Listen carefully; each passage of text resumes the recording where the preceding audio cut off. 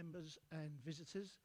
Agenda item 1 is apologies for absent. Members, we've received apologies from Councillor Mrs Christine Mason and Councillor James Newport. Members, are there any other apologies? Thank you. Agenda item 2, substitute members. Members, we have Councillor Chris Stanley substituting for Councillor James Newport. Agenda item 3, non-members attending.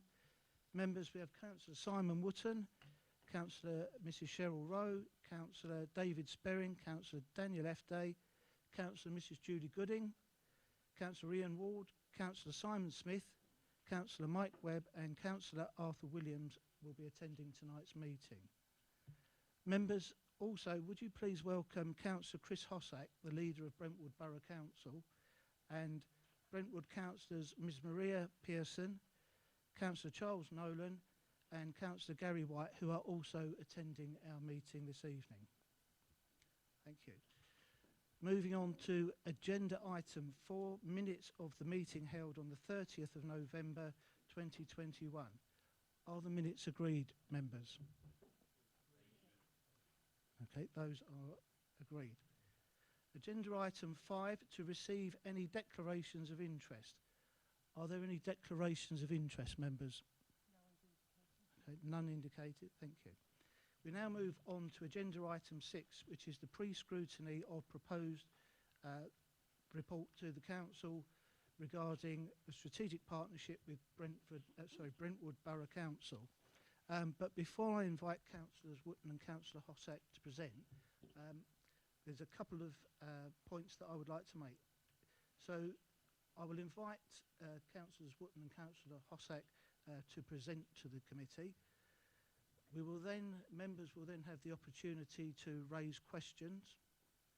We will then move to the members making any recommendations. And what I would ask you to please be succinct when you are making these recommendations. Could I also ask you to make sure that you reference the page and the paragraph number in the report to which you refer? It will make it easier for the officers to then take down the recommendation.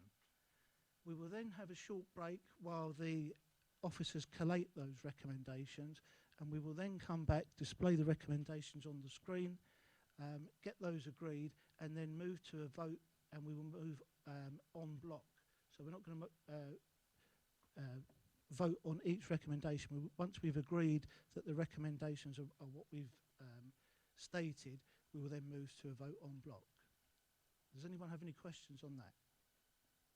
Okay, thank you. I'd like now to invite the Leader of the Council, Councillor Simon Wootton, to present the report, and also he'll be assisted where necessary by Councillor Chris Hossack. Simon. Chairman, thank you very much indeed.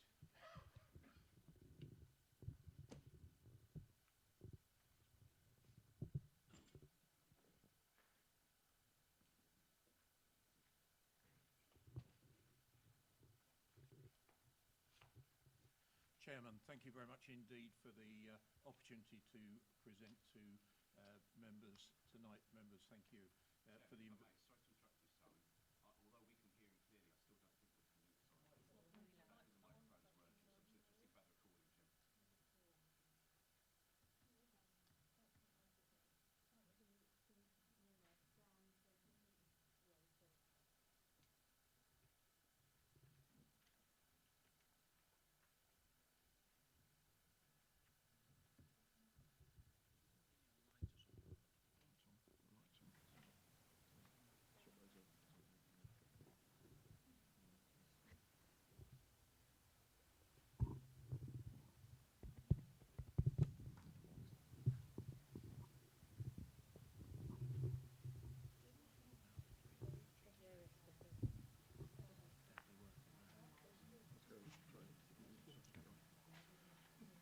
Chairman, take 3. Thank you very much indeed, Chairman, for the invitation this evening and the opportunity for both Councillors Hossack and myself to be able to present to members of your committee tonight. I think before we move to the presentation, it might be helpful just to set out a little bit of history of where we have come from to where we are tonight. It was July 2020 that I was elected to be leader of this authority. And a few days after I had become leader, I had a discussion with the then managing director, Sean Scrutton, who said to me, he said, look, Simon, you know, you're a new leader. I've been thinking about that wonderful thing called retirement, having hit that sort of age. And I've been doing this job for a while now, and it may be a little bit of a time for a change for me, as well as you as a new leader. You'll have your new vision, what you want to achieve, and so we had a sensible discussion, and Sean decided to retire. So I scratched my head and realised that was my first little issue to deal with, which was the recruitment of a new chief executive or managing director. And as I say, that happened in July, right in the midst of the early stages of COVID, when huge pressures on local authorities. Delighted when Angela Hutchings stepped into the breach as our interim managing director stroke chief executive. So thank you to you, Angela, for everything that you did for the next few months. In fact, Sean stayed there until the 31st of October, so I'm a little bit ahead of myself because Sean gave total commitment and support during a very difficult time for all councils during COVID. And as I say, 1st of November, Angela took over in an interim capacity. And again, we scratched our heads and put a paper together which appeared in council, really looking at options. And those options really provided three alternatives. One was really replace like for like, or two, restructure the top team, or three, actually explore the opportunity for partnership.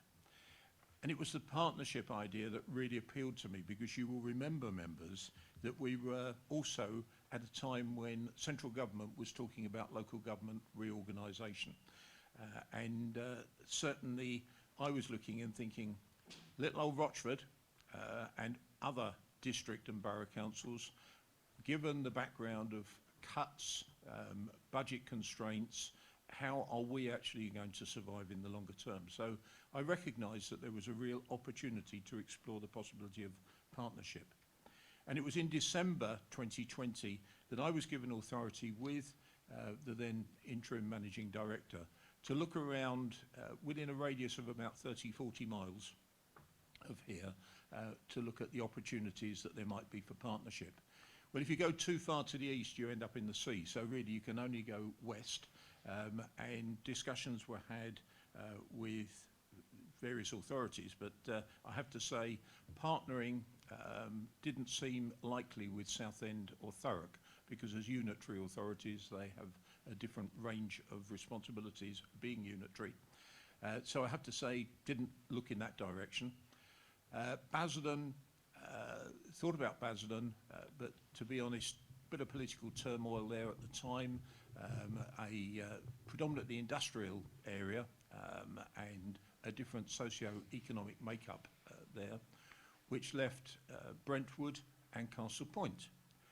Discussions were had with Castle Point, and I'll be honest, they didn't really go too far.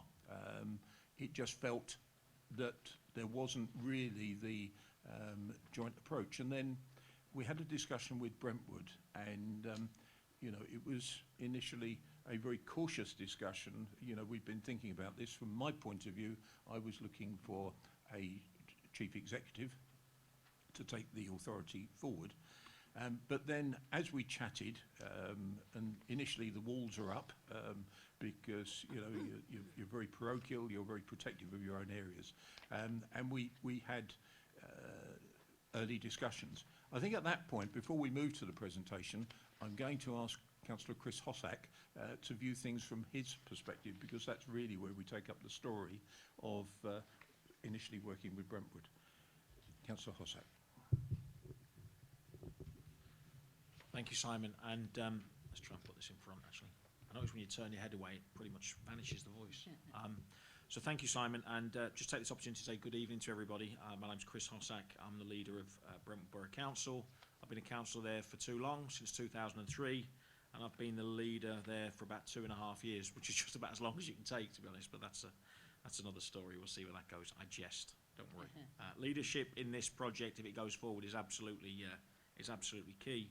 But just to give you the flip side, as Simon's outlined, as to when we sort of were on the receiving end of that conversation, interestingly, Jonathan has been our chief exec for just over 2 years now, and Jonathan, as you know, prior to that, had come from a joint position anyway in Suffolk, so was quite familiar with the ways of joint working between different districts.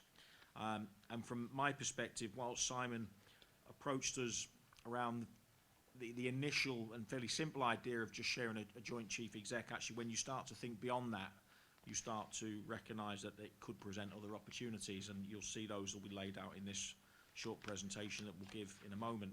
So we were quite open to the conversation. Why were we open to the conversation? Well, across the council network, particularly the district council network, finances are a challenge, sustainability is a challenge for all of us, and sometimes, particularly the small and the minnows in the pond, where you're often running off relatively small budgets compared to some of the bigger fish in the pond, are probably going to feel the pinch first. And we know the government over many years now, since the reduction or elimination, as we've got as revenue support grants, etc., have really tasked councils to pave your own way, be creative, be innovative. We get all sorts of challenges around commercialisation and generating commercial income, but one of the other ways in which you can do it is actually looking at partnership working and looking at ways to improve your sustainability and resilience in that way.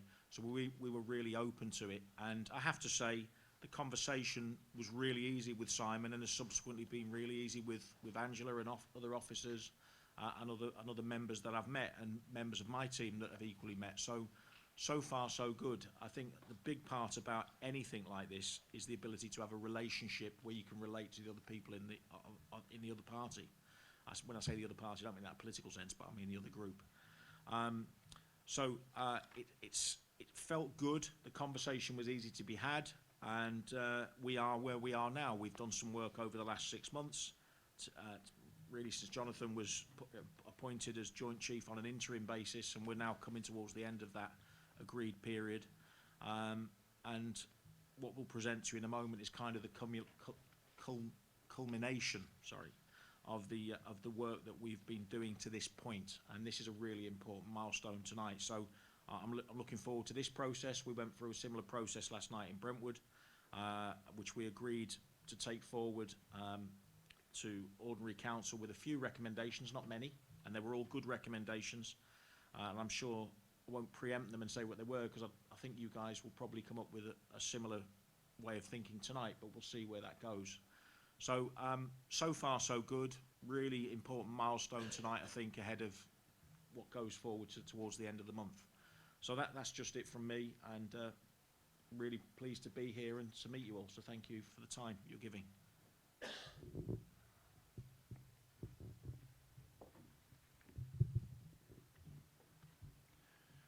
So we move to the presentation on the screen, and I think already we've developed a logo, a bespoke logo, and this is all about the creation of one officer team, one culture, and two very sovereign councils, but one partnership. And that was always, at the outset, our objective. There was to be no dilution of sovereignty, and this is really sort of setting the scene in terms of the following slides on the presentation. So if we move to introduction, please. So I spoke in the introduction that we got to December, and then, of course, there were discussions with other councils. I've mentioned that.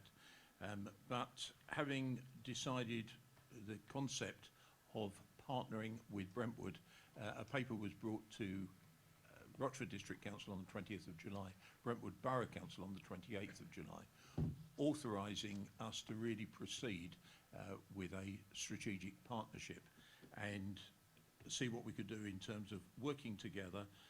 At that stage, didn't really know how it would shape, but the one person that was going to oversee all of this for us was going to be Jonathan Stevenson.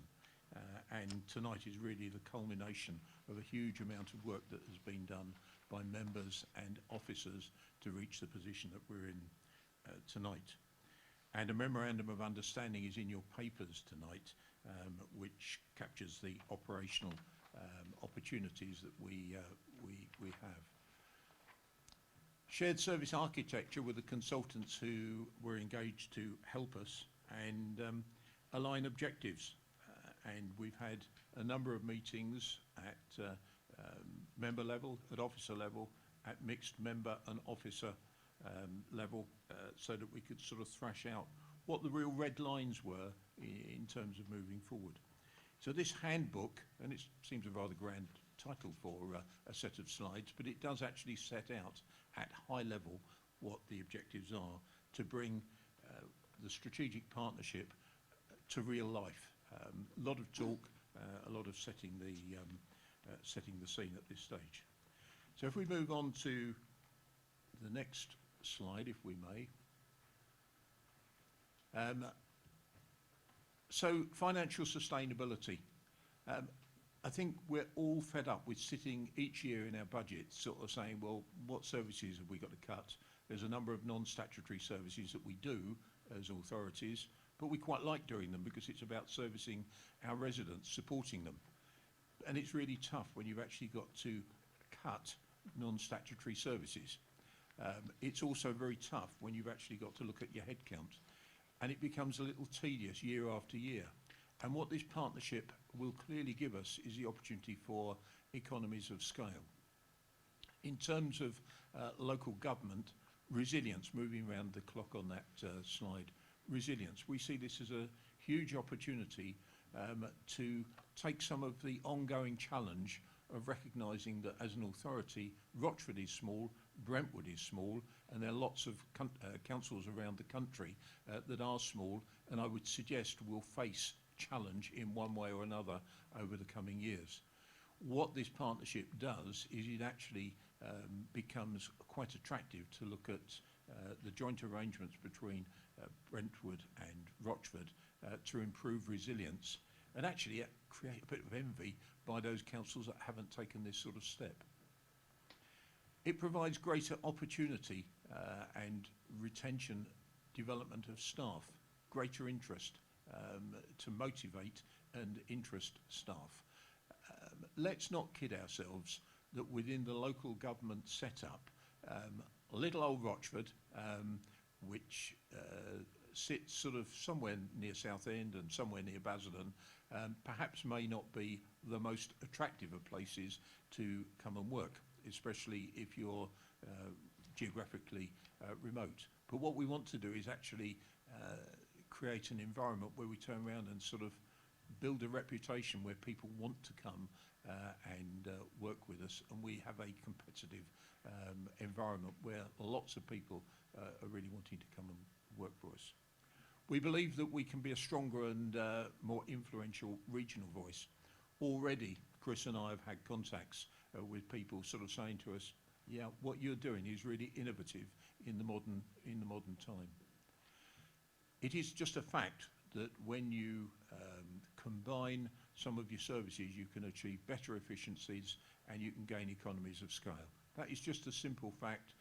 There is an optimum size to which you can go to before you start to lose the support to residents.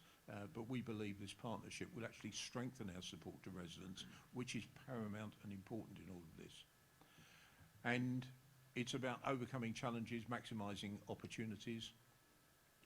The word I struggled on last night, so we'll have another go at it, entrepreneurship. Oh, well done. I achieved it tonight, an ambition. It's about having that vision, that excitement about working and being a member within this authority. And actually feeling good, vision and ambition. Why shouldn't we have vision and ambition? And we believe there's more that we can do as a partnership, two sovereign councils, but working together than working alone. Next slide, please. So why Rochford and Brentwood? We've touched on that already, but both are in South Essex. We're both within the Acela partnership, and Acela itself is much clearer in terms of its objectives and what it is seeking to do to improve the lives of people in South Essex, with 5 very distinct ambitions and structure within it. So that's ASALA indeed. Councillor Hossack is chair of ASALA and I'm vice chair. So that's a little bit of a coincidence where this partnership is concerned, but there we are. So both have a mixed economy of in-sourced and outsourced services. For example, Brentwood in-source their leisure, we outsource it. They in-source their waste collection, we outsource ours. So there's no perfect solution, but we hope that we can learn from each other and perhaps build on the opportunity to decide what will always be best for our respective authorities. The thing that actually legally makes sure this continues to be a partnership is the fact that we have no administrative boundary. We cannot legally come together as one authority. And I think that will be actually reassuring for our residents. Both authorities have a very similar size net revenue budget of the order of about £10 million each. Both are actually district councils, so there is parity in their local government status, albeit that one is a borough council and one is a district council. And as I alluded to a little earlier, both have similar socio-economic makeup and economics within our communities, and there's significant commonality, we believe, in terms of objectives on the part of our residents. So at that point, I'm going to hand over to Chris to complete the presentation. Thank you. Thank you, Simon. Okay. So I won't read this verbatim because you've obviously got the presentation in front of you and you've got it in your packs as well, but just a couple of things that I just might draw on and maybe emphasise a bit. The vision that this is what we've been working together to create a sort of as two members of this proposed partnership coming together, Brentwood officers and members and Rochford officers and members. Obviously we're looking for an enduring partnership. We're not going to go into this thinking it's a short-term thing. We have to, if we're going to invest into it, there's an expectation that it will endure and it will work, but we maintain that two sovereign council approach. That's absolutely part of the vision. It's part of our key principles. You'll see all that in your documentation.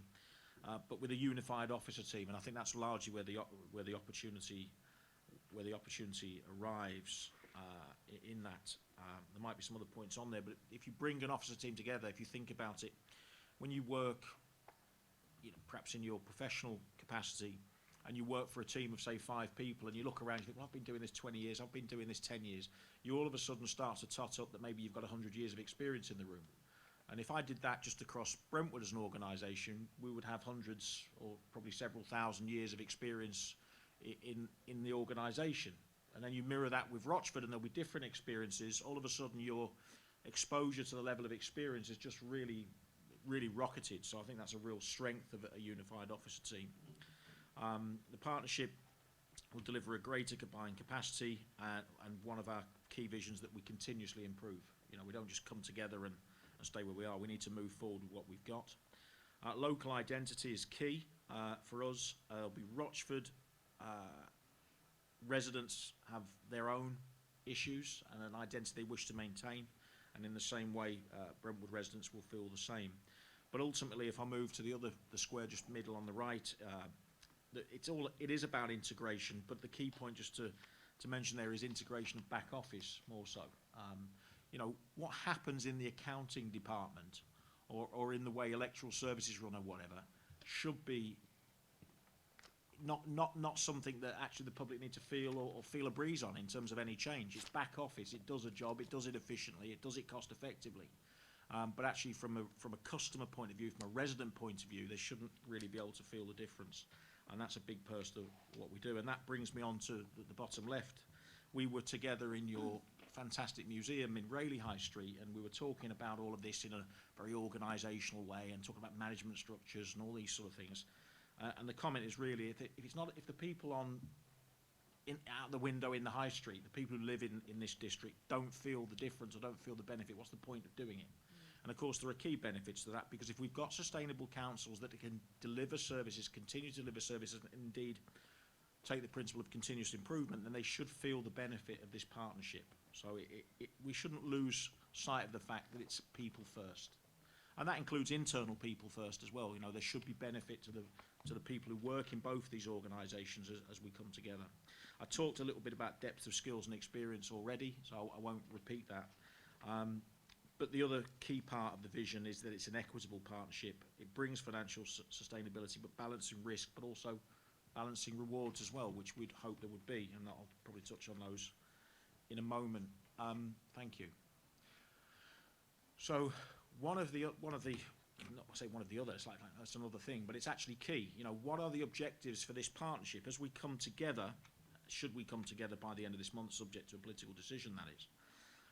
What are the objectives that we want to deliver on? So financial sustainability, I think, is probably where it started, and even in its own right, that would be a perfectly adequate objective, but there's more to it than that. Financial sustainability, of course, is not just for sustainability's sake, but it's to deliver services and continue to do those. And there's services that are valued. You know, sometimes you have to look at things and say, well, if nobody feels the benefit of that, you've got to ask the fundamental question in these times: what are you doing it for? And that may be conversations we could have down the line. Lead the way to improve our local environment. We absolutely put this in about acting locally and contributing globally. We're only small districts relatively, but I always take the view, and I talk to this when we talk about the environmental issues and the climate change agenda in Brentwood. If everybody did their small thing locally within their own district, within their own neighbourhood, and if everybody did that globally, it would make a difference. So that's quite a big thing for us. So it's absolutely right for any local authority anywhere in the world, actually, to be thinking about the environmental agenda right now. It's not something we cannot afford to not incorporate in our strategic priorities. Housing is key. Simon's already alluded to it. We have a different approach to yourselves. We have 2,500 council houses in stock. So we have our own, as a landlord, our own housing to maintain. But of course, we're all in the business of needing to, unfortunately, or otherwise, whatever your view is, growth can be uncomfortable, but we know there is a need to deliver housing, particularly affordable housing, particularly across South Essex. So that's something that is absolutely a priority that we can't avoid within this. We must do that. And of course, all the infrastructure in the world is great, but everything, whether they're homes, roads, schools, hospitals, doctor surgeries, are all there to improve the quality of life and well-being of the residents that live in both of our district areas. And then finally, we want to create opportunities for economic growth. We've driven this agenda pretty hard in the last two years, particularly, I would add, since Jonathan's been with us in Brentwood. It's about delivery, it's about looking for opportunities, and we are fortunate in Brentwood, and you've sampled this over the last 6 months, that we have a chief exec that actually is very business-minded. I will say that. I know he's sitting to my right, but sees opportunities in things, and I think that could be a great asset to you guys in Rochford, as we've seen that in the last 2 years or so in Brentwood. It's not that we didn't do commercial before, but I certainly think we've got a much more commercial mindset, both in terms of sweating our own assets as an organisation to make them work and make them earn for us, but actually assets within the district. You know, what can we do to actually create jobs and employment space? What can we do to improve infrastructure, as Simon said, to attract people to want to work in Rochford and Brentwood? So there are strategic objectives. I think if I said housing, environment, quality services, quality of life and financial sustainability, you could probably plug them into any council in the UK and they would work. So they will not be disjointed from any local priorities that Rochford already had. I'm pretty convinced of that. And they certainly do mirror. We've got our own corporate objectives, but they pretty much mirror those for Brentwood. So it's a good fit is the point I'm making there. Is there anything else after that? Yeah, just the last slide, I think you'll be pleased to know. Just again, I'll draw some key points out of this, the key principles that we agreed. And I'll just draw the salient points out of each thing. Political autonomy is absolutely key. Rochford has its own council and its own elected members that are accountable to the public and will continue to make their own decisions as Brentwood does. And the moment the public don't like the decisions you're making, the public will make the choice who represents them. It's as simple as that, and that political autonomy will remain. Each council will retain its own constitution, so the way in which you make those decisions is your own business, frankly. Probably not dissimilar to Brentwood's constitution in many ways, but it's your constitution in the same way that it's Brentwood's. And of course, fiscal independence, set your own budgets, set your own council tax. Challenging times at the moment. There may be ways that we look at things and discuss together and collaborate around certain financial decisions, because harmony could well be important and significant in some of the decisions we make, but nonetheless, each council sets its own budget. Going to the local democracy element of the slide you see in the middle, just a couple of points I've already made. You know, you as a council here elected to speak up for Rochford residents first and foremost. That's the priority. Same for us from Brentwood. That doesn't change. Why do we do that? Because it's about locality, it's about place, so it's all about developing your local ideas here and encouraging residents to develop local ideas. You know, local councils are place leaders, facilitators for members of the public that come forward, sometimes with great ideas and sometimes with not so good ones, but either way you want to be an ear to those and be willing to develop those local ideas. And then quite a significant point around the power of veto. Neither council will be forced to do anything, frankly, that it doesn't want to do, whether it's a policy or accept a risk or change a priority. That, again, is part of the rules around sovereignty, that Rochford does what it needs to do, as does Brentwood. But the beauty of the partnership is that we get to discuss and say, what would you think if we did that? Or if we did this, how would that affect you? If we did this together, could we get better reward?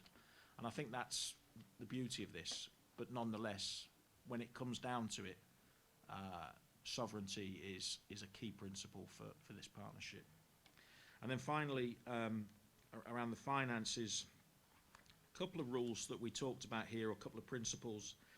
We've used the phrase, benefits should be shared to the satisfaction of both councils. I think we really start from the premise that if there's a saving to be made or a reward to be gained, we should look to share 50-50. But of course that might not, I can't think of a particular example, but it might be as you get into the detail, that's not necessarily the case. So Simon's talked about different structures. If we were doing something with housing, and we run our own housing stock, you guys don't, so is there a bit of a nuance in that maybe means that we have a conversation? But whatever we do, it will be done to the satisfaction of both councils. But I think the starting point is got to be 50-50. And of course, no council will be obliged to break an existing contract, which is a solid point because of the way we've got differences between some key services that we insource and outsource. So there's some of the key principles that really, as it says at the top of the slide, underpin the basis of the partnership. So that was me. I just wanted to sort of add a bit and draw out some of the thoughts in the document. I hope you found that useful. And Chair, if I can pass back to you, thank you for allowing us to address your committee. Thank you, Councillor Wootton and Councillor Hossack, for setting the scene for us. Members, we're now going to move on to the questions. And as I said at the beginning of the meeting, please would you reference the page and the paragraph number in the report if appropriate. And I know the first question, Councillor Mrs Shaw, please.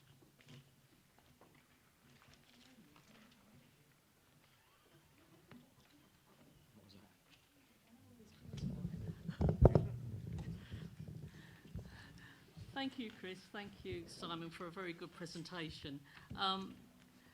Page 6.15, 2.2, item E, greater scope to retain and develop the talented staff we have across the two councils, which I completely agree with. But in audit, we already share a gentleman from Basildon. So will this carry on, or are we going to now merge talent with Rochford and Brentwood, please? Thank you. Chairman, thank you very much indeed. Now, clearly, it is very tempting when we have a report in front of us like this to think about the stages moving forward. But there is absolutely no intention to change what we do immediately.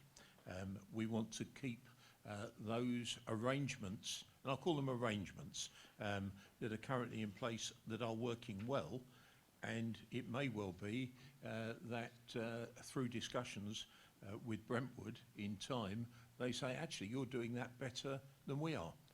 So there is no intention to make any changes. Everything that we do will be considered and will be assessed and objectively reviewed. The difference is that we will have discussions with Brentwood on things that we've got, like that partnership with Basildon, and I'm sure that they will have discussions with us. And the objective is to always try and do the best, because the reality is, and I talked about walls coming down earlier, the great thing is that the walls have come down, and we're talking very openly about things that we might have been a little parochial about in the past, because it's, you know, competitive nature to say, no, we do that better than you. Oh no, we do it our way. We're very happy with our way. Those walls have come down to a large extent, and there's a much greater openness to look at things objectively to see what is working best. I hope that answers your question, Councillor Shaw. Yes, it does. Thank you very much. Thank you. Thank you, Councillor Watton. Councillor Wilkinson.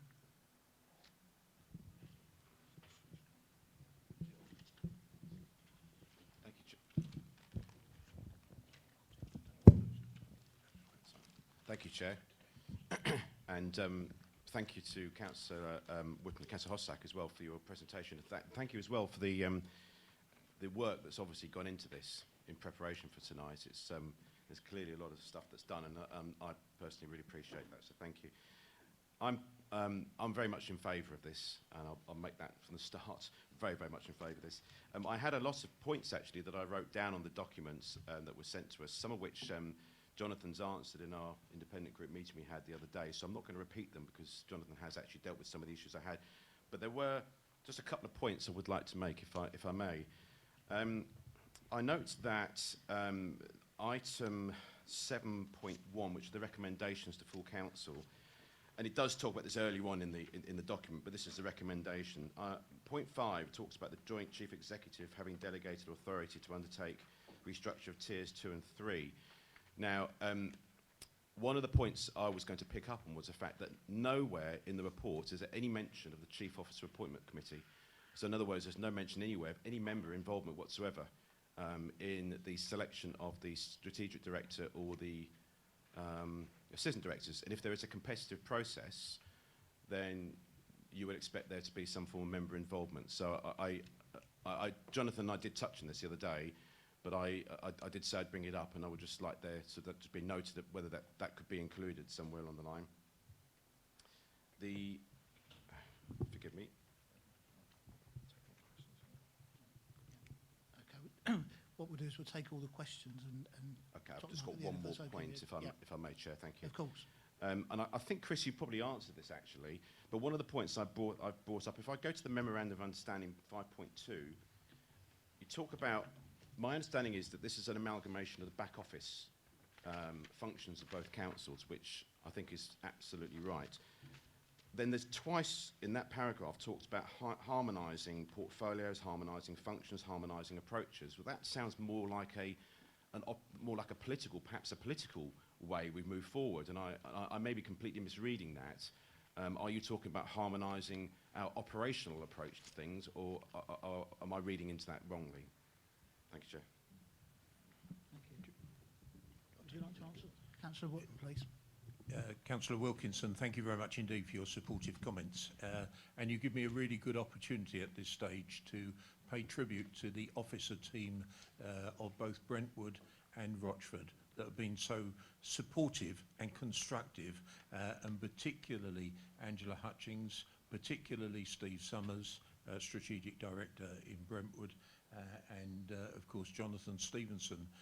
They have all embraced this project together with their teams very, very enthusiastically, and that all of a sudden gave a good feeling about what we were doing, and a feeling that we're doing right by both of our authorities. So thank you indeed for your constructive points at the start there. You make the point about the Chief Officer Appointments Committee, and it's a very fair point. I'll be honest with you, that detail hasn't been gone into yet as we move through Tier 1, Tier 2, Tier 3 process. It will be important to put in a process which is fair, where there is member engagement. But I have to say, given that Jonathan was already in post within Brentwood, and given the nature of what we're doing, to be blunt, the Chief Officer Appointments Committee wasn't an appropriate vehicle to use in the Chief Executive position.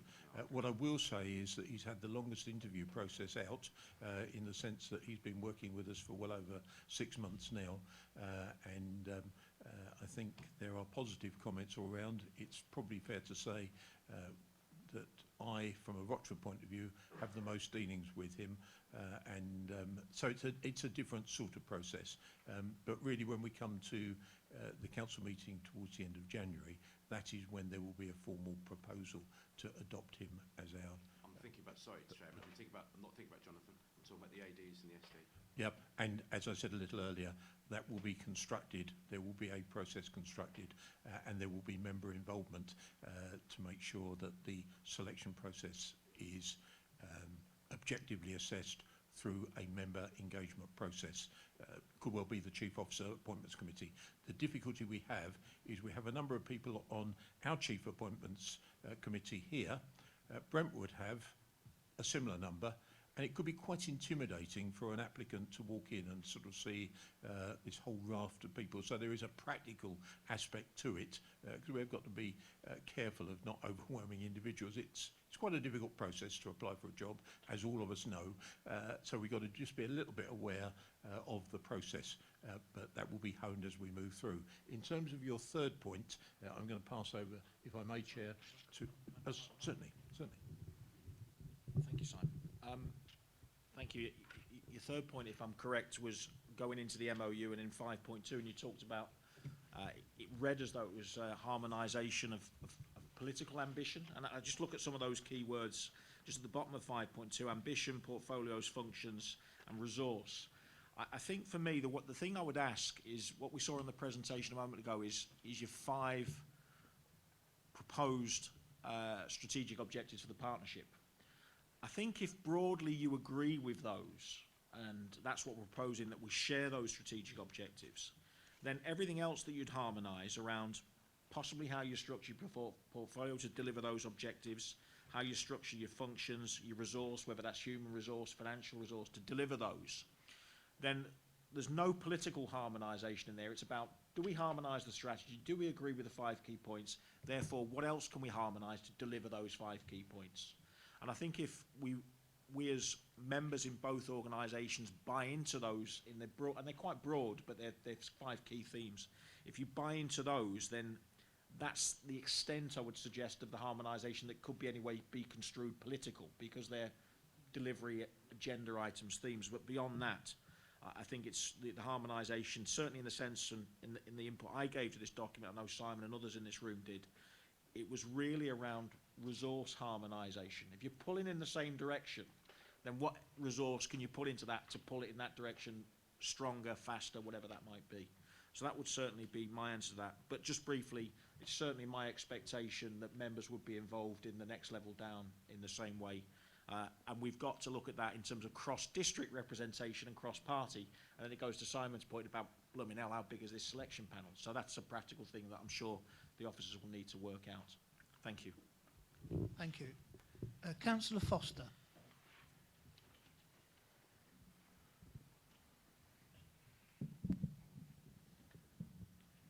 Thank you, Chairman and leaders. I'm referring to page 6.3.4.2 and page 6.8.7.1, paragraph 7, which are related. I note the plan to create a transformation unit with a budget of £300,000, led by a strategic director with an externally recruited programme manager, which I think is a great idea. I meant to add that I fully support Councillor Wilkinson's support for this programme. I've got 2 questions which are related. The first one is if this unit is to provide advice, skills and support and hit the ground running, which I think is quite important, I assume that current existing staff from both of the councils will be recruited to that team. So my question is really in relation to that. How will their existing functions in the short term be maintained without diminishing service? The second related point is there was a recommendation in our discussion last week to assign an elected member to the sort of transition unit, both to provide input to it and also as a conduit for feedback. And so what are your thoughts on that? And Councillor Dre actually raised that subject, and I don't know whether he wants to add anything to that. Councillor Dre, yes, please. Sorry, Chairman, that was your job to do that, not mine. Thank you, It's all Chairman. democracy. Yes, I fully support Councillor Foster's recommendation that an elected member should be involved in the transformation unit stroke programme. Thank you. Councillor Wooden, would you like to answer the points? Thank you, Chairman.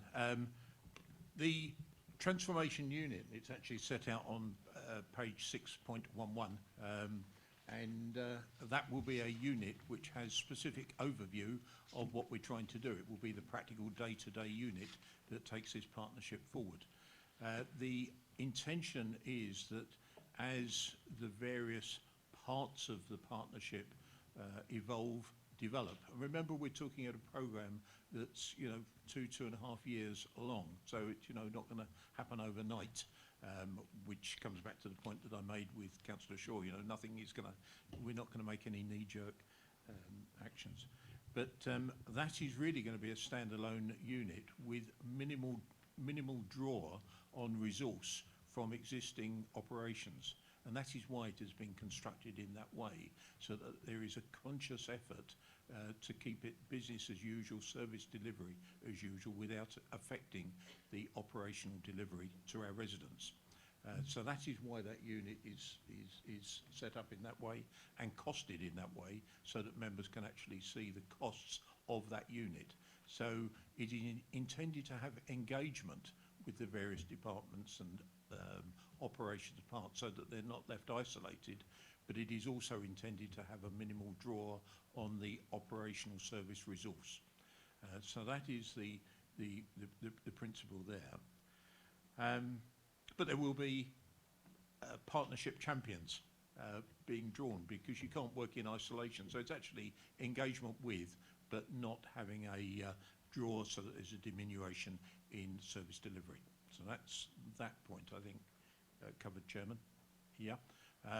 And in terms of member representation, yeah, we've thought about this an awful lot within the preparation work that we've done. And it will be principally for the leader of Brentwood and myself in Rochford to work with the Chief Executive in the delivery of this programme.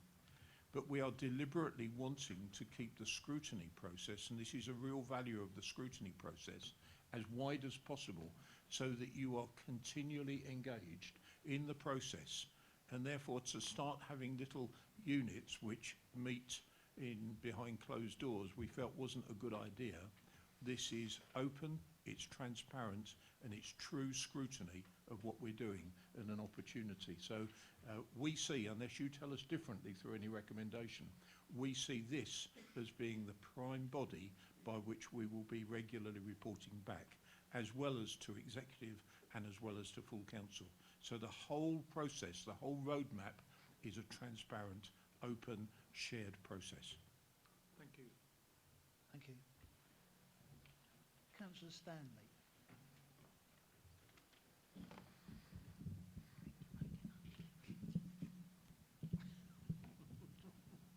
I have to wipe it as we pass it to each person.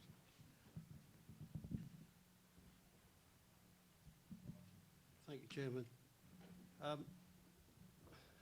I wasn't at the meeting that you've had beforehand. As you understand, I've looked at this document, and there are several pieces in it that I've got to ask. My first question is, how does the Chief Officer, Jonathan, in the way of handling both councils, and in the light of that, should he be headhunted by another council or anywhere else, where do we go from there? In what respect is there a backup to this idea that we've got? Also, the strategic tiers that we've got. We're reducing the tiers down considerably, and will there be any redundancies appertaining to that? Because obviously those people that were employed at that salary, will they still be employed at that salary, or will there be redundancies from that? The next question is, it's on page 6.7, benefits of realisation. It's intended that the transformation programme will yield an annual savings of 600,000 to 850,000. Now, I do understand there is a benefit there, but in the interim period of 3 years, we are, not only have we taken out 300,000 from our funds, our reserves, to operate this idea, but we're also still losing £300,000 a year on the case that our budget is £300,000 short. Well, it was 2 years ago, so I was told. So I assume that we're still on that. We are still on the £300,000 less than what we're trying to make up. On that basis, and with the £300,000 that's coming out of general reserves, is 300,000 coming out of the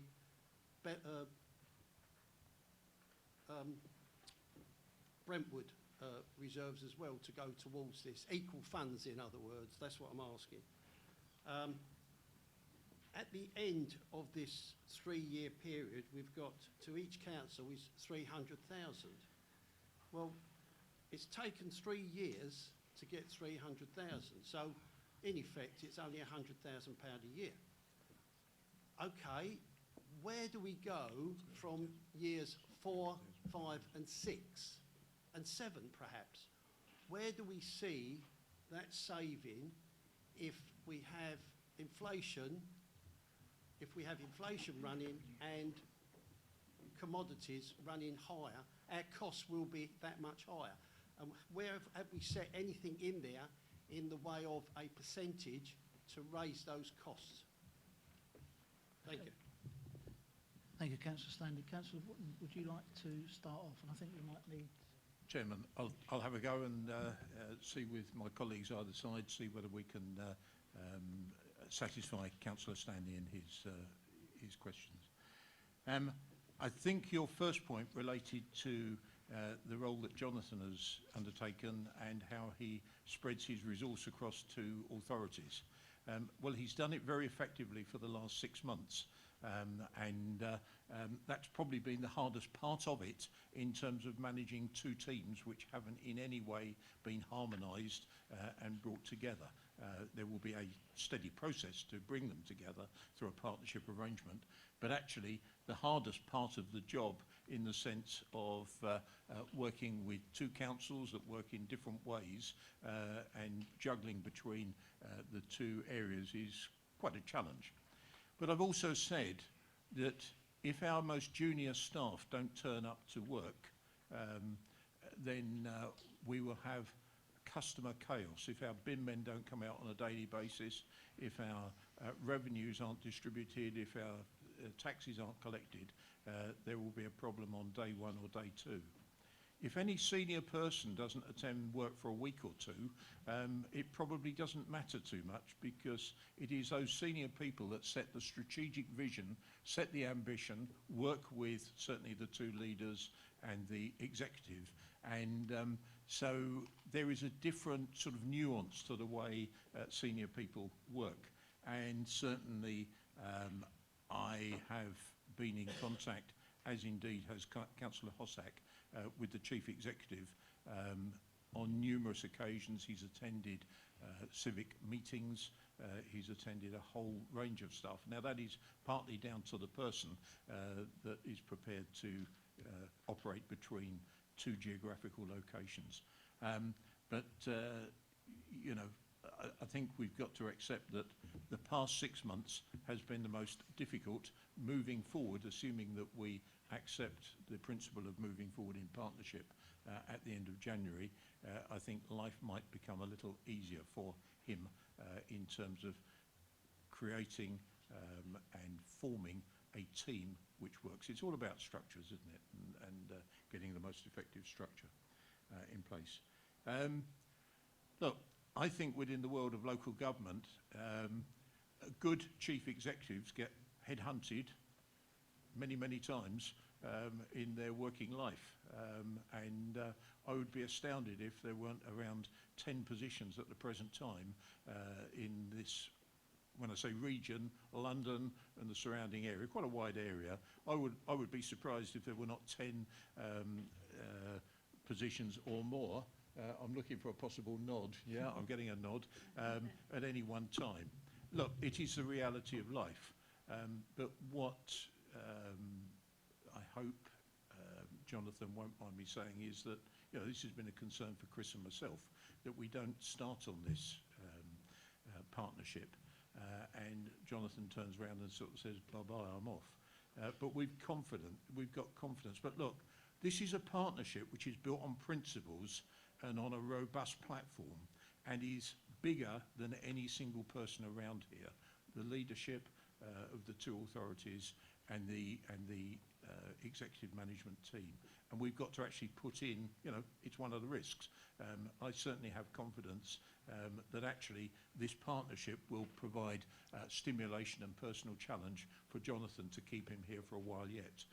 But neither Chris nor I misunderstand the point that he will be off, but he's given us an assurance that he's really looking forward to this. And I'll be very blunt with you, that I wonder whether, if we hadn't come up with this opportunity through a process, whether Brentwood might have been saying bye-bye to him a little sooner than they perhaps are through the challenge. Because remember, often when you get to the levels of chief exec, you're more motivated by the opportunity and challenges that these things give. So that is that. You ask probably a key and really pointed question. I cannot look you in the face and say that ultimately there will not be surpluses of staff. We can't have it both ways. We can't each year look at cutting services, cutting staff, and say, well, we're looking at an innovative, more creative way of doing things which delivers service in the current times that we live in, where there's budgetary constraints. So I can't look at you and say that along the way there may not be surpluses of staff. What I can look you in the face and say is that new opportunities will evolve out of this partnership.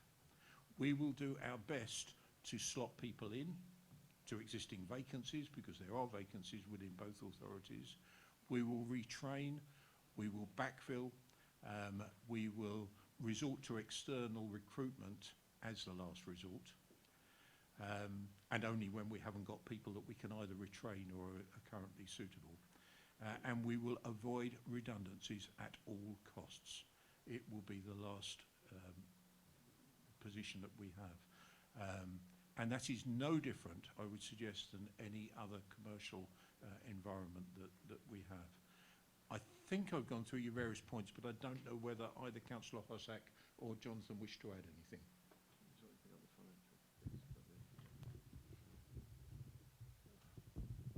Thank you, Chair, and thank you, Councillor Stanley and Councillor Wootton. With regard to the financial savings, just to give you understanding, what you've got in front of you this evening is a report that talks about a phasing of savings against an overall transformational programme of a full transition. So you're looking at the costs of £300,000 per council, and it is 50-50, just to give you a surety of that, is an estimate, a provisional sum of the total cost of running the partnership for the whole of the phases that are in the document referenced in the timeline. But what you're seeing with regard to the savings, you're seeing looking at the first phase of savings. So you're looking at total cost with the first phase of savings. So they don't correlate as probably as you say. Those costs are one-off costs. so there is a revenue pressure with them, but they're coming out of reserves originally or a one-off. But the cost will only be against a saving, so it's like an investor save. So the first phase, if that's delivered in, as you can see in the timeline, in the document, I'll tell you the page, 4.3 or 6.4 under 4.3, Tier 2, Tier 3 process will look to conclude before the summer. So potentially, if the organisation makes the decision at the end of January to move forward, that's what you're being asked for originally for phase 1 to be doing within this paper. That will be undertaken.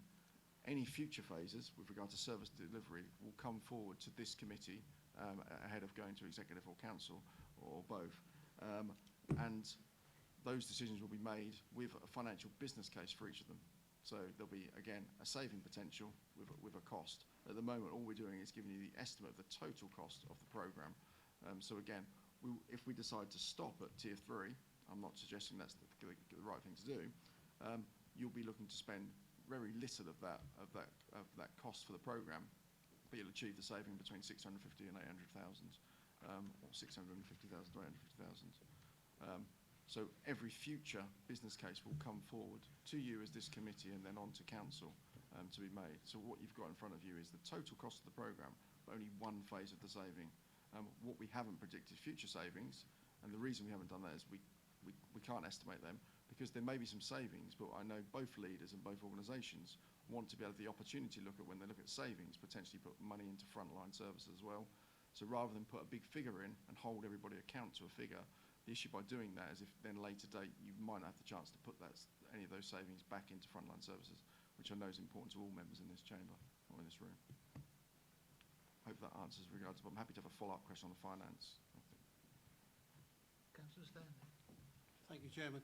But yes, I do realise that there will be savings in the way of tiers where you are reducing the employment in those tiers that you've got, Tier 2, Tier 3. However, as been mentioned by Councillor Watton, and I did ask if there will be a reduction in salary as well as redundancies. And I do understand that we are going to try and effectively try and employ those people at that salary of what they are, or employment. I do understand that, but there's still not a great savings as what is indicated in here. I don't believe so.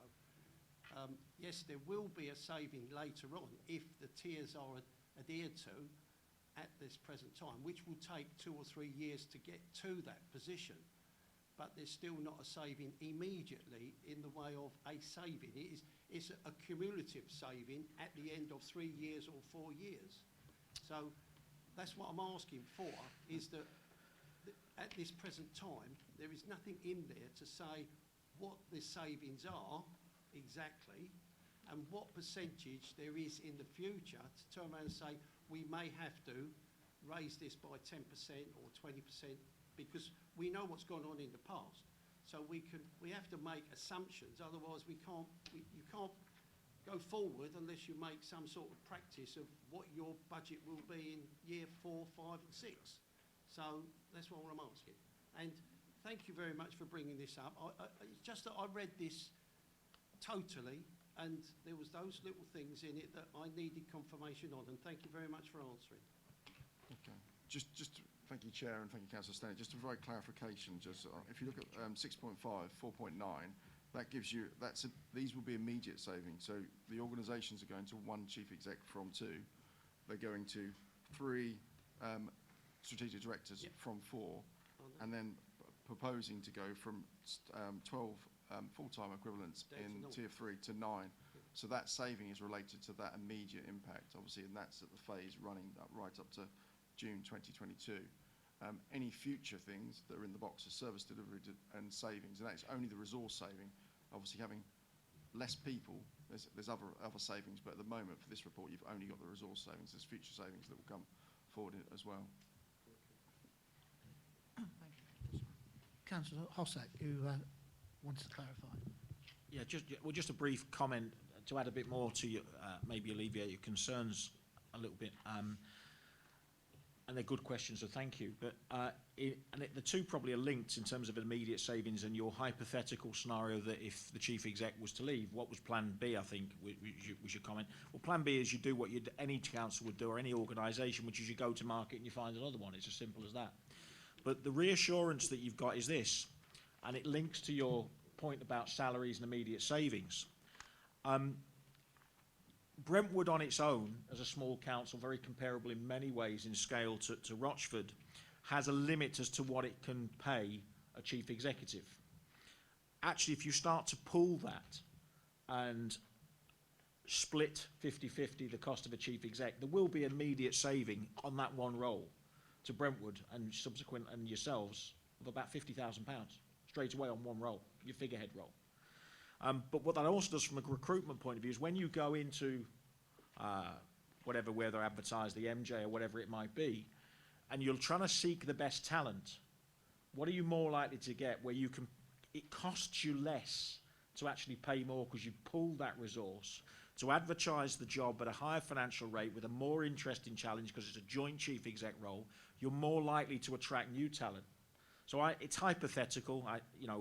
We can only talk in hypothetics. I'm quite confident that Jonathan wants to make his mark and make this partnership a success should we go forward and do it. So I can do that. That's just subjective. I can't commit to that, but that's certainly my take on things. But if Plan B is needed, you'd go and do it. I think we could do it confidently because trying to attract a joint chief exec to a better salary attracts better talent to a more interesting job than just being the chief exec, dare I say, of a small district. So that's what I say. So I've tried to link both of your points into that. So for what it's worth, Chair, thank you. That was my comment. Thank you, Councillor Hossack. Councillor Mr Shaw.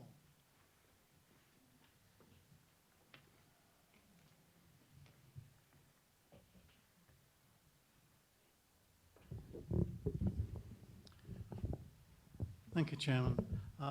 My question is item 8 on 6.8, 6.9, which is the risk implications.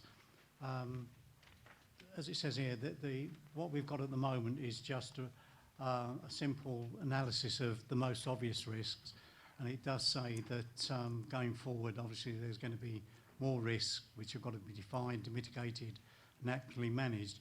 And I think actually Councillor Wotton has answered my question, which was going to be, going forward, would the new risk register be shared with this committee? And I think he already said that he wants us to be involved in it. So he has, I think, answered my question already. Thank you. Councillor Wotton, would you like to add any more? I think it's answered, isn't it? Yeah. Councillor Shaw is happy. Yeah. Okay. Happy, Councillor Shaw? Okay, thank you. Councillor Dray.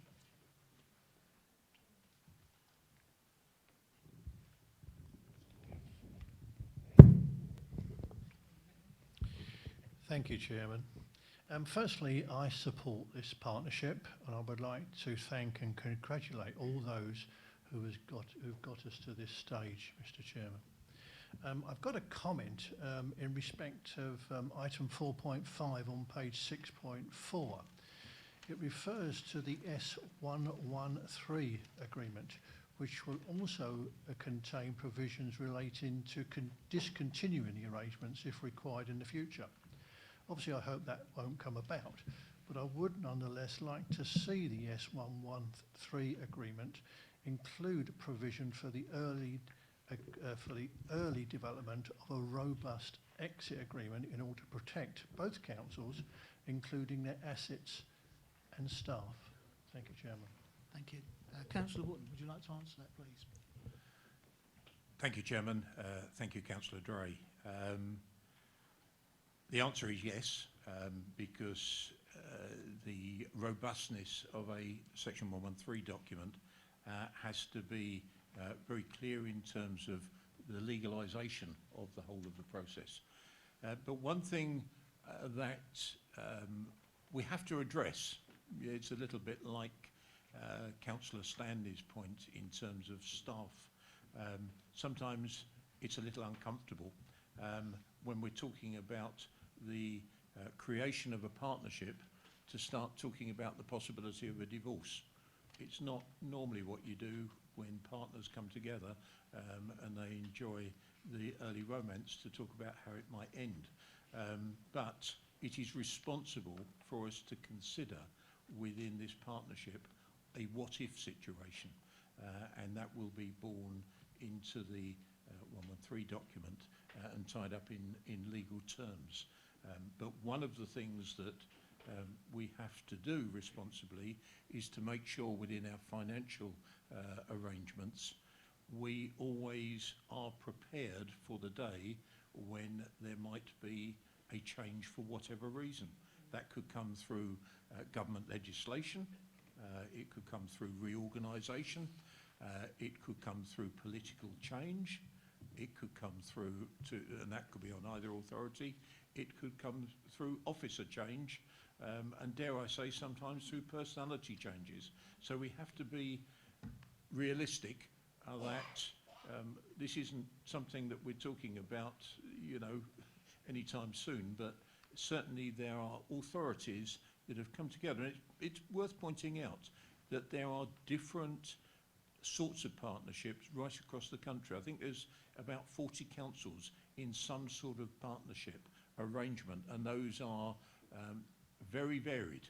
Partnership of services, shared arrangements with chief executives, mergers of authorities that have commonality in their boundaries. There's all sorts of different forms, but to talk about the divorce and responsibly face the possibility that one day, for whatever reason, we may not be together, will be sewn into the 113 agreement.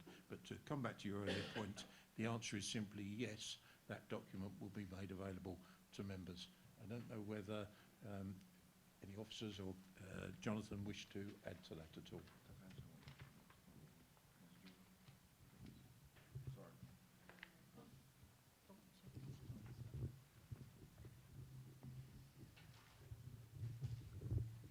Thank you, Chairman. Yes, I can confirm that the 113 agreement, whilst the delegation and recommendation is to the leaders and to the monitoring officers to create and formulate that document will of course be executed on behalf of the council, and members will be entitled to see it. And perhaps maybe I would suggest it's a recommendation that this committee might like to make, that it comes to this committee.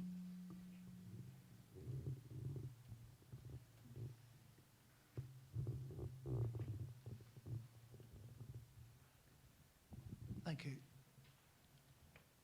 Councillor Mrs Gadsden. Sorry, I'd also like to see added to that. Sorry, could you have the microphone, please? Sorry. Yeah, so I'd like to recommend that's added to that is a mediation process when there is conflict, to a way to resolve conflict between the parties, whatever the process that seems suitable. Thank you. Councillor Watton, would you like to comment or just agree? Yep, okay, great, that's simple, thank you. Right, Councillor Constable, please.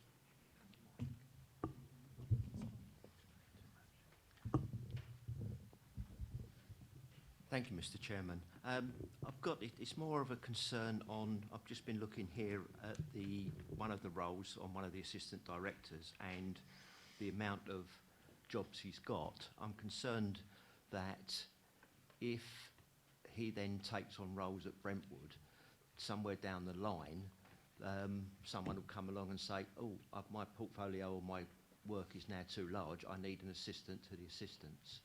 And we end up with another level of bureaucracy in the council because of the duplication. Perhaps someone could answer that one for me, please. Councillor Watton. Thank you, Councillor Constable. Thank you, Chairman. We have that situation at the present time. The simple fact is that within Rochford, some of our jobs are too big. But it is, and I'm talking about for assistant directors. And, you know, this is a span of control that really concerns the executive at the present time. And this is where we believe that a proper structure with proper management structures, heads of service, can actually address that. So really this whole partnership provides an opportunity to look at a team which will provide what I would suggest is a proper management structure other than a structure which is constrained by costs. And I know that might sound a rather odd thing to say, but what this does is it provides the opportunity for economies of scale. So if you're writing policy, if you're writing documents, often there will be the opportunity to have similar documents across the two authorities. So you do achieve economies of scale, but it is a concern to the executive team, exactly the point that you've made, that we feel the spans of control for some of our existing assistant directors is too wide and possibly a little unfair. And I have expressed concern, certainly to the chief exec, that I worry about, there is a welfare issue here, and I worry about the extent of some of the work that gets referred to our senior people. And I think we've actually got to put in a process where members certainly feel that residents' concerns that come through members don't always have to go to the top of the tree. They can tap in to certain levels. So I think it's a very, very fair point that you make. But actually, I think quirkily, this partnership can address that through providing more job opportunity, job interest across two authorities, but perhaps reducing the spans of control. Because if you actually analyse what some, I can't speak for Brentwood, but certainly in Rochford, I'm frankly amazed at what some of our assistant directors do. And I pay tribute to them, but I sometimes wonder whether or not in welfare terms we're doing the best by some of our officers. And I think this is one of the areas that I think we can provide real opportunity. And actually give our assistant directors and other managers the opportunity to sort of reflect. I think they're at times firefighting, and all of us may have been in that situation in our professional lives, where that's not where you get job satisfaction, if you're constantly chasing your tail. So a really good point. Thank you, Councillor Constable. Thank you, Councillor Woodden. Councillor Mrs McPherson. Thank you, Chairman. My questions are relating to page 6.6, phase 2, the alignment of service delivery and creation of joint working, especially in relation to 4.17. I have a couple of questions. As we continue, or the partnership would continue its journey, there will be lessons to learn through that process. A question, have we actually talked to other authorities who've been through this process and asked them about some lessons that they may have learned, that they could share their expertise and experience with us? And also, will there be a continued learning log kept so that we can make a note of the experiences as we move services forward, detailing the actions taken, and then bringing that log back to this committee? Thank you. Councillor and Councillor Hossett, I guess it's both of you. Thank you, Councillor McPherson. Look, you're absolutely right. I expect as we move down the experience path here, we will use experience to reflect, and we may hopefully not too often say we could have done that better, but I'm afraid that is one of life's principles. But really, what we have already done is we've had long sessions with both Bromsgrove and Redditch, who've got a partnership. We've also talked extensively to South Norfolk and Broadlands. They're quite different partnerships. And we've also spent a lot of time talking to ILGA, East of England Local Government Association, to test their experience of working with councillors that are going through this process. But for me to sit here and say to you that everything is going to be hunky-dory and rosy, I might be accused of being somewhat misleading.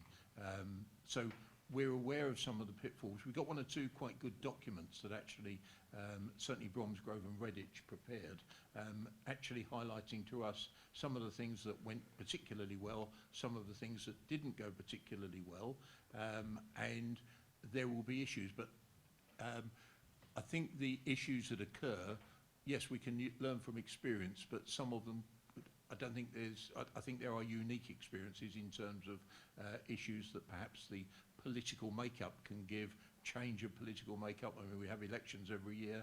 There may be new thinking that affects that. So, but coming back to the documentation, the risk and making sure that we log this sort of stuff, absolutely right. We need to build those registers as we move through.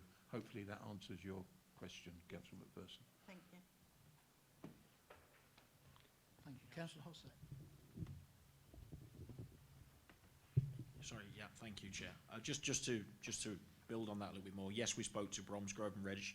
The thing that struck me about that conversation particularly struck in my mind because they've been a partnership for 10 years, and they were able to articulate to us where they were while they were coming together, like we are, to contemplate why do we need the partnership in the first place, what benefits do we think we'd realise, and just listening to them in terms of what they were going through a decade ago is exactly where we are now.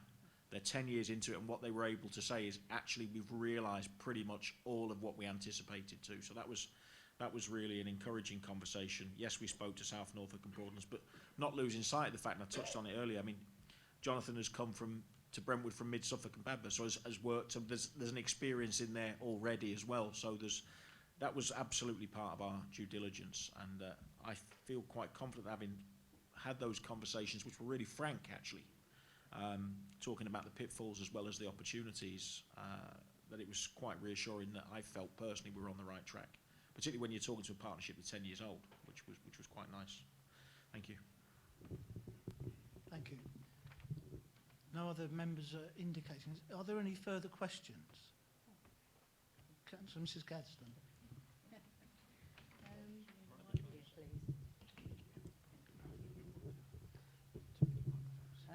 First of all, I'd like to say that I do support this partnership.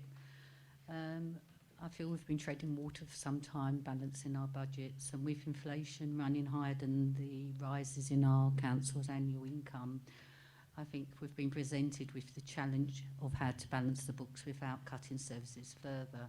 So I'd like to congratulate everyone involved with the idea of this proactive rather than a reactive solution to the problems that we're facing.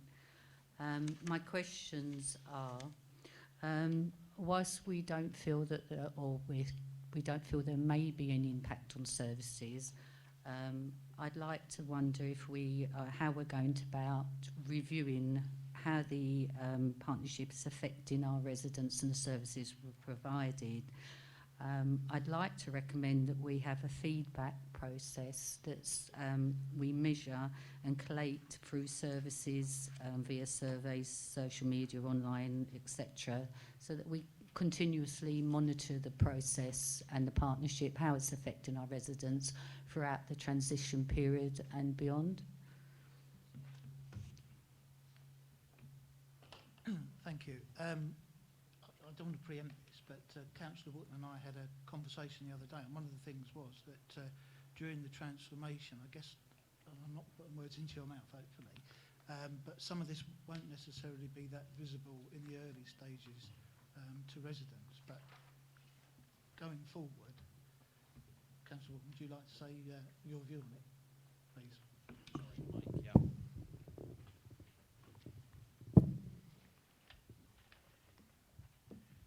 Chairman, you're not putting words into my mouth, and I think Councillor Gadsden also makes a really good point, and I think she's actually potentially added to a recommendation. Look, we're in that business, I'm afraid, where so much of what we do, if we do it right and we do it correctly, is rather taken for granted. So in terms of how we make the difference for our residents, I would suggest if their bins aren't collected, if the grass isn't cut, if we don't do the services that they see every day, that is when we will hear about it. When we make incremental improvement, whilst we will acknowledge that through the formal meetings agendas that we have, and there will be, I would suggest to Jonathan that we put certain red, amber, green measures in place in terms of the delivery of our services, it might be a little, shall I say, disappointing that we haven't got residents rushing up to us every 2 minutes and sort of saying, hey, that partnership is really making the difference. So I don't want to sort of create this optimism that everyone's going to be running up to us. What both Councillor Hossack and I will be holding the Chief Executive to account for is that there is no degradation in service. That really concerns me. But at the same time, I want to see areas where this partnership is making a difference to the lives of our residents and our businesses, and I do want some system put in place which captures that opportunity. Otherwise, frankly, members, we might as well go home. Thank you, Councillor. Okay, no other members are indicating, so I'd like to move now to recommendations, bearing in mind I'd like you to be as clear as possible because Angela Hutchins will be trying to document this. So those, certainly, Councillor Mrs Gadsden, you've certainly made 2 recommendations. Would you like to articulate those again, please?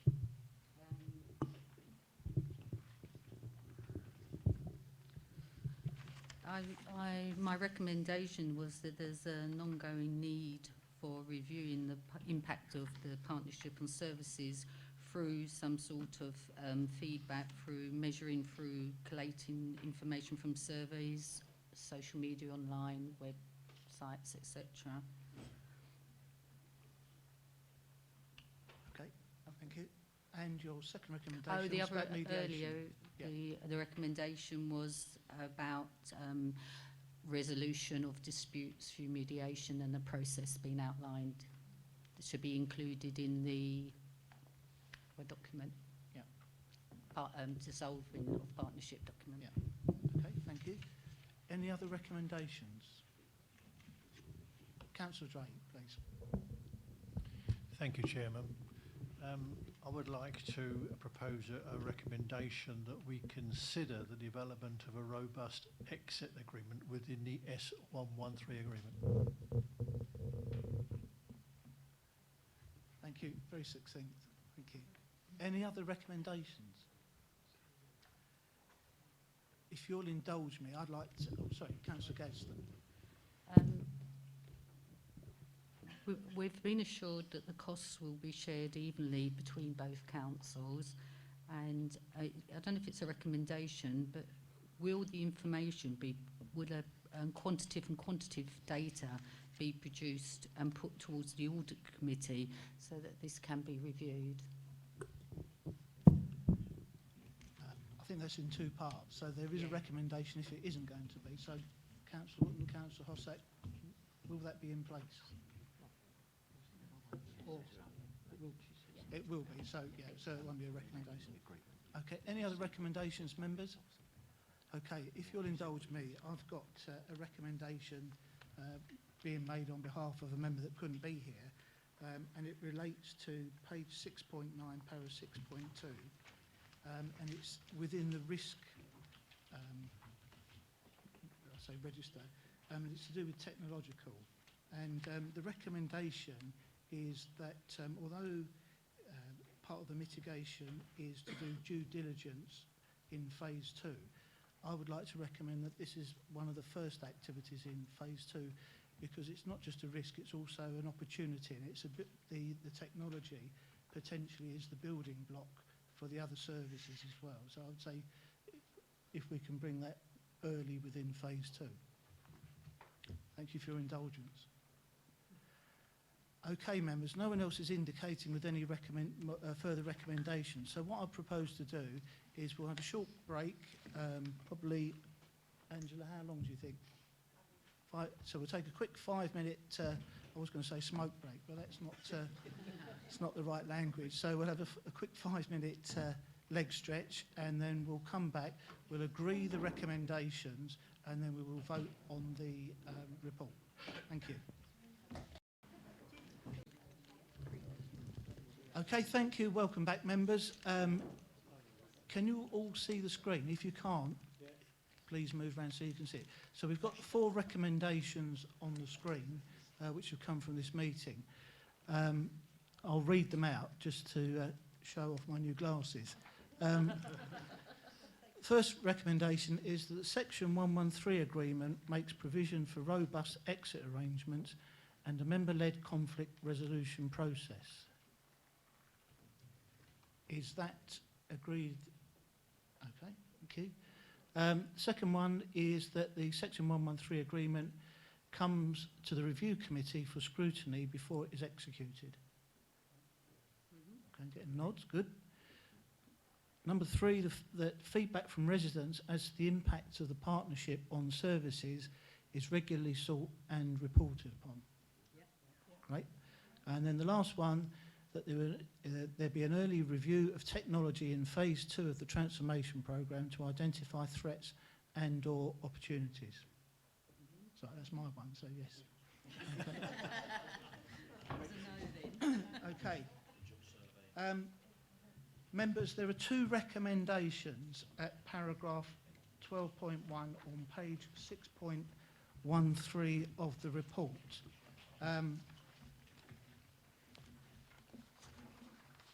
Which is basically saying that it's the recommendations at paragraph 7 of the report plus any recommendations from our committee. So members, with a show of hands, those that are in favour of the recommendation, please indicate.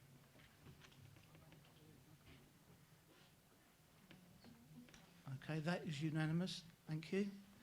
And at 12.2, subject to paragraph 12.1, the review committee recommends to council to adopt the contents of this report. Can those members in favour please raise their hands? Okay, that is unanimous. Thank you, members. Councillor Wootton asked me whether it would be okay to show you the recommendations that came out of last night's meeting from Brentwood Borough Council. So, Angela, thank you.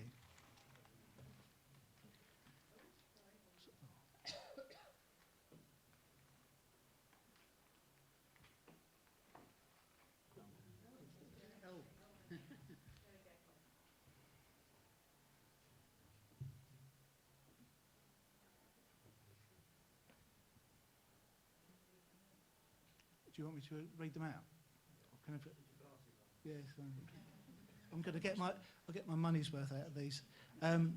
So the recommendations are that the MOU and or other documents that underpins the strategic partnership makes provision for member-led conflict resolution process.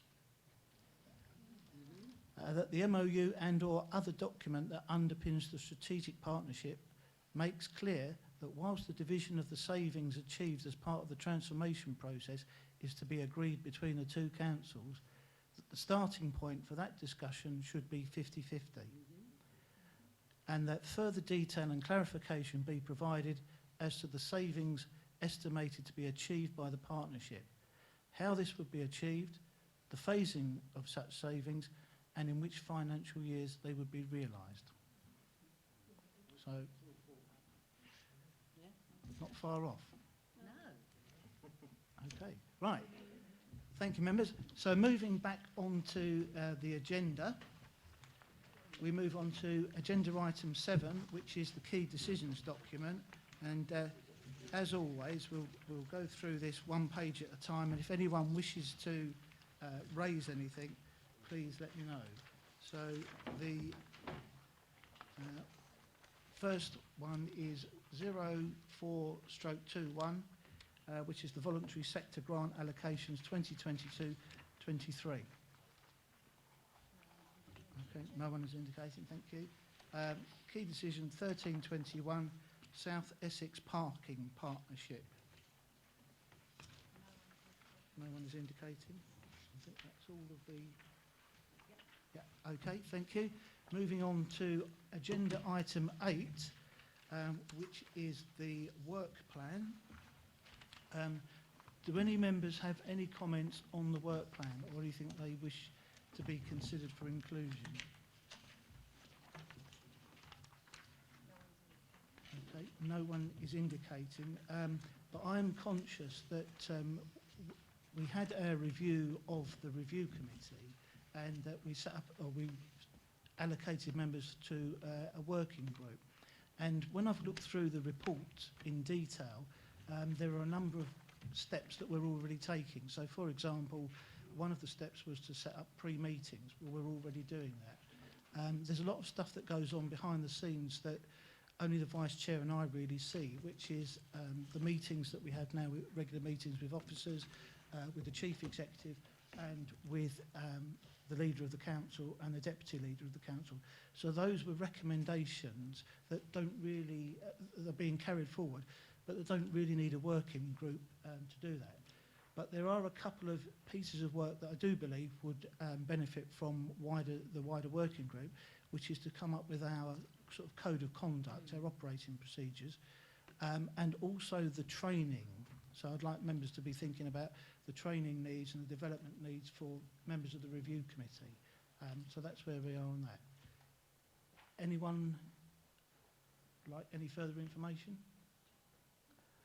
No? Okay. In that case, oh, sorry. No, sorry. Okay. In that case, that concludes all of the items on the agenda. And so the meeting is closed at 21:19. Thank you for your